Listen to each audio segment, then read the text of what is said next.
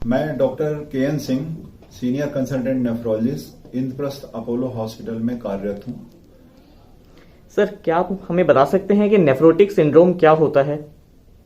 Nephrotic syndrome देखो, layman word में एक बीमारी है जो मरीज की किडनी से जब प्रोटीन बहुत ज्यादा निकलती है, जिसको पेशेंट प्रेजेंट करते हैं, झाग निकल रहा है, चर्बी निकल रही है, तो उसको हम लोग नेफ्रोटिक सिंड्रोम बोलते हैं।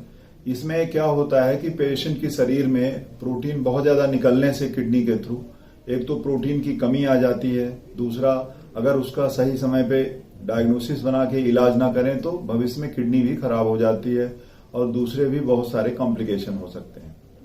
सर, ये बीमारी किन लोगों को ज्यादा होती है?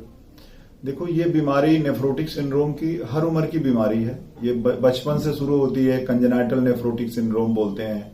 फिर इसके बाद ये 2 साल से 12 साल के बीच में होती है नेफ्रोटिक, जो बच्चों को ज्यादा कॉमन होती है। आप देखते हो कि बच्चे, मोटे मोटे बच्चे, आंख सूजी हुई और ये जो ट्रीटमेंट लेते हैं तो उनको होती है। फिर ये हर एज में होती है। 60 साल की उम्र के बाद दूसरे कारण होते हैं, उसमें होती है। बीच में यंग एज में भी होती है। तो ये किसी भी उम्र में पेशेंट को एक किडनी की बीमारी हो सकती है और हर उम्र में एक कारण अलग होने के चांसेज होते हैं। सर, नेफ्रोटिक सिंड्रोम होने के क्या कारण हो सकते हैं? देखो, ज्यादातर जो बचपन में होते हैं उनका ज्यादातर कारण किसी को नहीं पता। हम लोग मिनिमल चेंज डिजीज बोलते हैं, जो एक तरह से आप समझ लीजिए कि ऑटोइम्यून डिजीज है, जिसका कि कोई कारण नहीं पता। बट इलाज बहुत सिंपल है। हम लोग स्टेरॉइड देते हैं, वाइसोलोन की टैबलेट देते हैं। ज्यादातर पेशेंट को उससे रिस्पांस मिल जाता है। जिनको नहीं रिस्पांस मिलता है उनकी हम किडनी की बायोप्सी की जांच करते हैं और फिर उसके हिसाब से दवा देते हैं। बट ज्यादातर केसेस में ये बीमारी दवा से ठीक हो जाती है और कंट्रोल रहती है। क्या नेफ्रोटिक सिंड्रोम का इलाज संभव है? हाँ, बिल्कुल संभव है। जैसे मैंने बताया, सबसे ज्यादा जरूरी होता है कि नेफ्रोटिक सिंड्रोम किस उम्र में हुआ है और नेफ्रोटिक सिंड्रोम का कारण क्या है। तो कई नेफ्रोटिक सिंड्रोम के हमको कारण नहीं पता होते, जिनको हम इडियोपैथिक नेफ्रोटिक सिंड्रोम बोलते हैं। और कई नेफ्रोटिक सिंड्रोम के हमें कारण पता होते हैं, सेकेंडरी कारण होते हैं। तो जैसे जो नेफ्रोटिक सिंड्रोम के सेकेंडरी कारण होते हैं, जैसे किसी को कैंसर से हो गया, कोई जॉन्डिस का कीटाणु है उससे हो गया, हेपेटाइटिस वायरस HIV से हो गया, HCV से हो गया, HVSAG से, तो आप अगर या किसी दवा से किसी को हो गया, दवा का साइड इफेक्ट के रूप में भी हो जाता है, तो आप वो दवा बंद कर दीजिए। अगर हेपेटाइटिस है तो उसका इलाज करिए, कैंसर है तो कैंसर का इलाज करिए। तो जब प्राइमरी कारण ठीक हो जाता है तो ज्यादातर ये सेकेंडरी नेफ्रोटिक सिंड्रोम ठीक हो जाते हैं। जो इडियोपैथिक नेफ्रोटिक सिंड्रोम होते हैं ये हर उम्र में अलग अलग होते हैं। जैसे बचपन में मिनिमल चेंज डिजीज ज्यादा होती है, फिर और बड़े होते हैं तो FSGS हम लोग बोलते हैं, फिर और बड़े होते हैं, एल्डरली होते हैं तो मेम्ब्रेनस ज्यादा कॉमन होती है। तो इसमें ज्यादातर तो इलाज स्टेरॉइड का ट्रीटमेंट है। अदरवाइज हम दूसरे ड्रग CNI बोलते हैं या फिर नया इंजेक्शन आया रिटुक्सीमैब, ये लगाते हैं। ये डिपेंड करता है मरीज को क्या कारण है, उसके हिसाब से हम लोग इलाज करते हैं। सर, नेफ्रोटिक सिंड्रोम के क्या नुकसान हो सकते हैं?